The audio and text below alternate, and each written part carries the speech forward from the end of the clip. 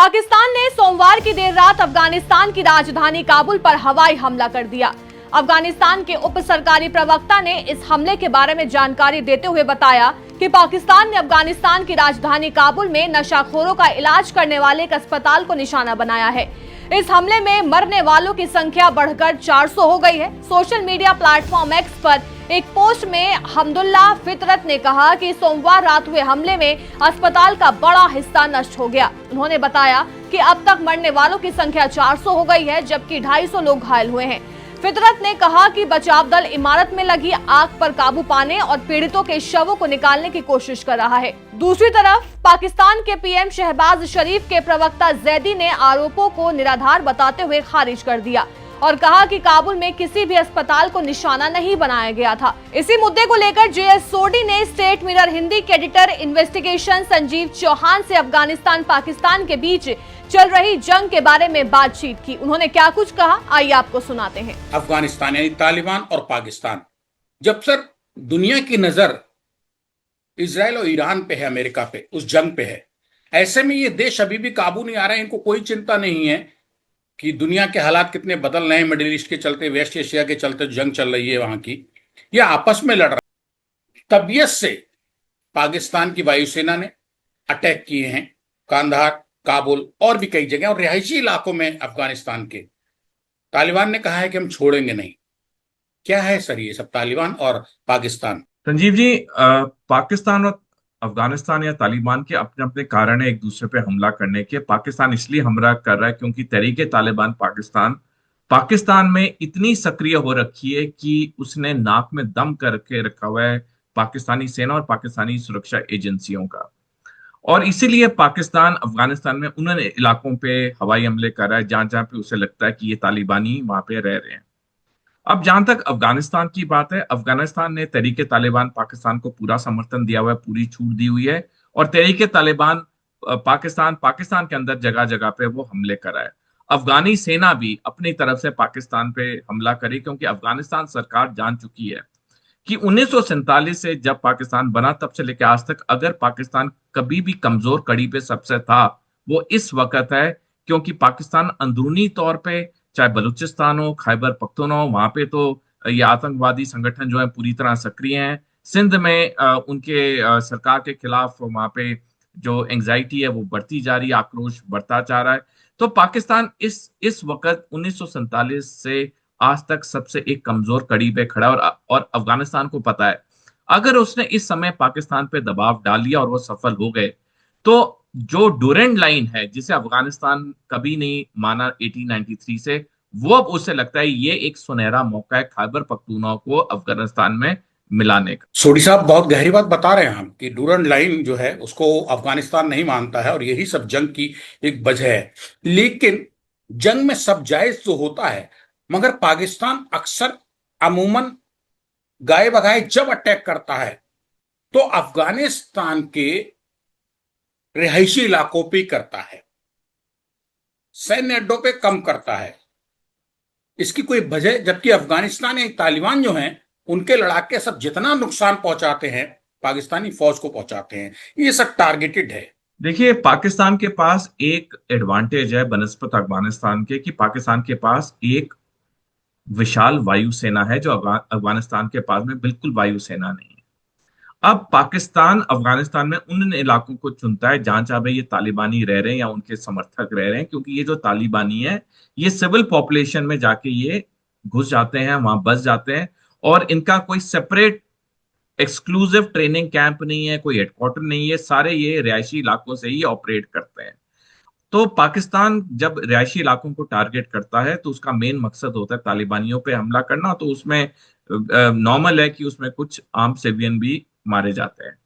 अब जहां तक तालिबानियों, तहरीके तालिबान पाकिस्तान की बात है, वो सुरक्षा बलों पे तो पाकिस्तान के हमला कर ही रहा है, प्लस वो सिविल ठिकानों पे भी हमला कर रहा है जहां जहां उसे मौका मिल रहा है, क्योंकि वो भी एक विजिबिलिटी चाहता है, वो भी अपने आप को एक शक्तिशाली संगठन दिखाने के तौर पे। तो जैसे आपने सही कहा, ये बहुत प्रसिद्ध कहावत है, प्यार और जंग में सब कुछ जायज है।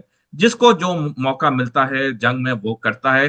कोई ऐसे रूल बंदिशें तो है नहीं। हमने देखा किस तरह से ईरान अमेरिका इसराइल युद्ध में सिटी बैंक तक को निशाना बनाया जा रहा है, ऑयल की कारखानों को निशाना बनाया जा रहा है, जबकि दुनिया पूरी टिकी हुई तेल और गैस पे। तो प्यार और जंग में सब जायज है। जो भी देश जंग में आता है वो करता है जो उसे ठीक लगता है, चाहे वो बड़ा बम इस्तेमाल करे, छोटा बम, वायुसेना, कोई नियम नीतियां तो है नहीं जंग की, जिसका जो मन करता है वो इस्तेमाल करे। अभी अभी जो दर्शक स्टेटमेंट हिंदी पे जुड़े, मैं उनको बताना चाहूंगा, मैं आपके साथ हूं, आपका हमजुमान संजीव चौहान। हमारे साथ आज के खास कार्यक्रम के खास मेहमान हैं अफगानिस्तान पाकिस्तान पे, ईरान इजराइल पे और सेवन सिस्टर्स पे बात करने के लिए भारतीय थल सेना के retired lieutenant colonel Jasinder Singh Sodhi.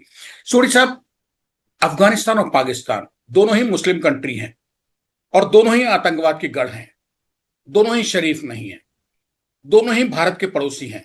ये तो सिमिलरिटी मैंने बता दी आपको। लेकिन जब अफगानिस्तान और पाकिस्तान को आप तुलनात्मक अध्ययन करें तो कौन ऊंचा, क्यों, कहां कहां और कौन नीचा, किसके सामने, किन किन बिंदुओं पे है? देखिए, इसमें तो कोई शक नहीं है कि पाकिस्तान की सैनिक शक्ति अफगानिस्तान के बनस्पत बहुत अच्छी है।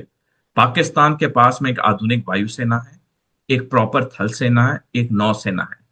अफगानिस्तान जो कि लैंड लॉक कंट्री, यानी चारों तरफ उसकी जमीन है, उसके पास ऑब्वियसली नौसेना तो होगी नहीं, वायुसेना उसके पास है नहीं, बिल्कुल जो मैंने बताया।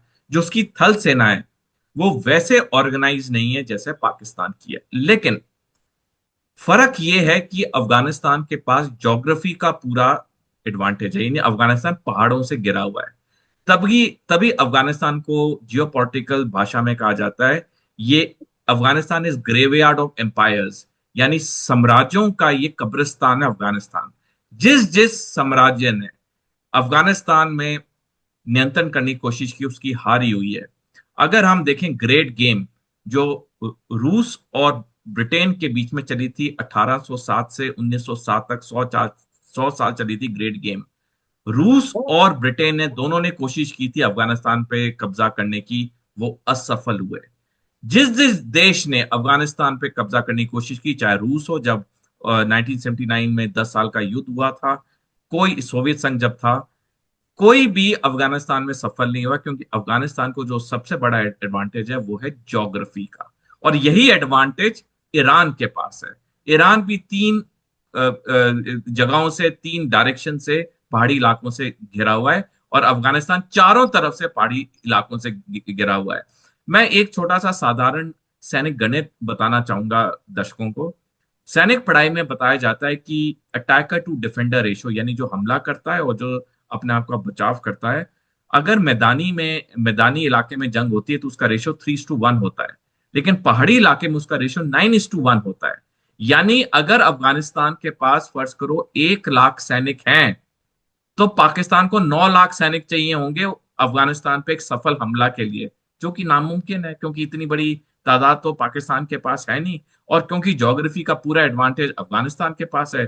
तो वो तो जो जो आएगा अंदर, जैसे पहले भी बड़े बड़े देश आए हैं, वो उनको आराम से चुन चुन के मारेगा। तो सैनिक शक्ति में अगर हम देखें, पाकिस्तान तगड़ा है, लेकिन ज्योग्राफी के नजरिए से देखें तो अफगानिस्तान तगड़ा। थोड़ी साहब, बड़ी गहरी बात बताई, मुझे भी नहीं पता थी 37 साल के पत्रकारिता के अनुभव में कि ये बहुत बड़ा फर्क है। और ये आज की जनरेशन को, न केवल फौजियों को, आर्मी को, देशों की, बल्कि जनरल एक लेमैन को भी पता होना चाहिए कि अफगानिस्तान पाकिस्तान भले ही दोनों मुस्लिम कंट्री हो, भले ही दोनों आतंकवादियों की फैक्ट्री हो, लेकिन जो ज्योग्राफिकल आपने बताया, भौगोलिक जो स्थिति है वो अपनी अपनी है और दोनों के अपने अपने नफा नुकसान है। पाकिस्तान के पास भले ही वायुसेना मजबूत है, अफगानिस्तान के पास सिर्फ थल सेना है, लेकिन इसके बाद भी अगर ब्रिटेन जीत नहीं पाया कभी अफगानिस्तान को, और अफगानिस्तान तमाम साम्राज्यों की कब्र है, तो फिर पाकिस्तान तो भूल ही जाए। इनकी जंगी इसी तरीके से चलती रहेगी। एक सवाल सर इसके बीच आ रहा है, अक्सर ये कहता है पाकिस्तान, जब जब अफगानिस्तान तालिबानी अटैक करते हैं पाकिस्तान के ऊपर, कि भारत करा रहा है। क्या अफगानिस्तान भारत के कहने पे पाकिस्तान को लपेटना शुरू कर देगा, लड़ाई में, जंग में घसीटना? संजीव जी, 1979 तक, जब तक अफगानिस्तान में एक मोनार्की थी या राजा का शासन था, अफगानिस्तान और भारत के बहुत अच्छे रिश्ते थे। और यही जो डर था ये पाकिस्तान को था, क्योंकि पाकिस्तान को भारत ने 1971 में दो भागों में, दो देशों में तोड़ दिया था। पाकिस्तान को डर रहता था स्ट्रेटेजिक डेप्थ का, कि अगर अफगानिस्तान और भारत की ये मित्रता और गहरी होती रही तो पाकिस्तान के लिए आने वाले समय में संकट होगी। तभी पाकिस्तान ने अफगानिस्तान में जो उनके राजा थे, जो भारत के बहुत करीब थे, उनको उन्होंने गिराया। इस्लामी कट्टरपंथियों को वहां वो सत्ता में लेके आए, और कई दशकों तक अफगानिस्तान के तालिबानी कट्टरवादी शासक और पाकिस्तान हुकूमत के बीच में बड़े अच्छे रिश्ते हुए। लेकिन सब कुछ बदला 2021 के बाद, जब तालिबान 2.0 ने अमेरिका को हराया और दोबारा अफगानिस्तान में अपने शासन को स्थापित किया। उसके बाद तालिबान सरकार और पाकिस्तान के बीच में खटास होनी शुरू होगी, क्योंकि जैसे मैंने पहले बताया, तालिबान 2.0 को यकीन हो गया कि हमने अमेरिका जैसे एक विशाल सैनिक शक्ति को हरा दिया। अब हमारे पास एक सुनहरा मौका है खैबर पख्तूनख्वा लेने का, जो कि डोरेंट लाइन, जैसे मैंने कहा, वो कभी 1893 से उसको उन्होंने माना नहीं है। और उसके बाद 15 अगस्त 2021 के बाद आस्ता आस्ता अफगानिस्तान और पाकिस्तान के रिश्तों में खटास आने लगी, और इतनी खटास आ गई है कि जैसे आपने सही कहा, कितनी बार तो ये एक दूसरे पे सैनिक हमला कर चुके हैं। तो ये अफगानिस्तान की बड़ी सोची रणनीति है पाकिस्तान के कमजोर हालात को देखते हुए। और जहां तक बात है भारत के साथ हाथ मिलाने की, भारत और तालिबान सरकार के बीच में दोस्तियां शुरू हो गई हैं। और मैं तो ये अपने पर्सनल उससे कहूंगा कि भारत को अफगानिस्तानी सरकार, तालिबानी सरकार को मान्यता प्राप्त देनी चाहिए। हमें वहां पे दूत भेजना चाहिए, उनका तो दूत आ ही गया है। और हमें अफगानिस्तान के साथ सैनिक रिश्तों को मजबूत करना चाहिए। देखिए, बड़ी प्रसिद्ध कहावत है हिंदी की, मेरे दुश्मन का दुश्मन मेरा दोस्त होता है। यानी कि हमारा दुश्मन पाकिस्तान है, इसमें तो किसी भारतीय नागरिक को कोई शक होना ही नहीं चाहिए। अफगानिस्तान का दुश्मन पाकिस्तान है, तो वक्त आ चुका है भारत और अफगानिस्तान को सैनिक तौर पे हाथ मिलाने का।